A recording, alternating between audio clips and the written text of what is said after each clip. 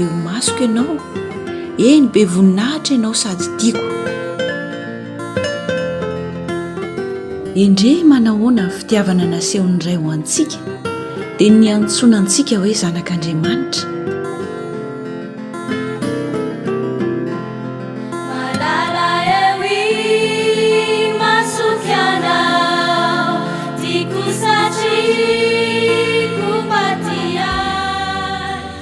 Samy efa nanota izy rehetra ka tsy manana ny voninahitra avy amin'Andriamanitra.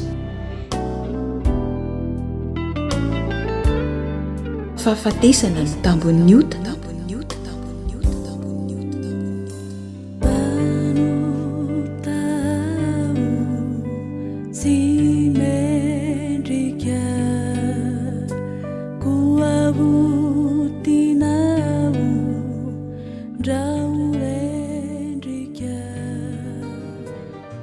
Izaho avy mba hanana ny fiainana sady hanana ny be dia be.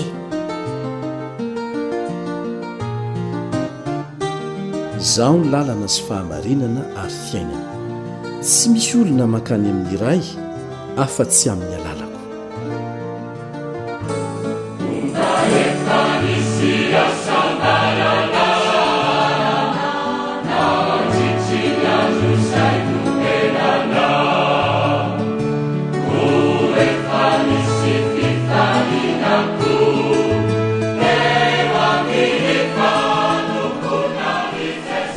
Kristy maty noho ny fahotantsika dia nalevina ary natsangana tamin'ny andro fahatelo araka ny soratra Masina, ary nataon'i Jehovah niatra taminy avokoa ny helontsika rehetra.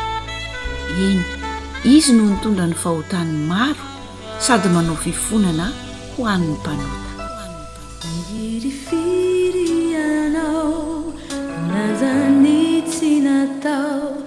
Retanao avoku Ivono sini afaku Nampijaliana yanao Nukapunaku Telururana si Mesuesuina.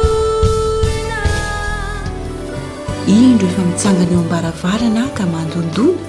Raha misy mihaino feko ka mamono varavarana dia hiditra ao aminy aho.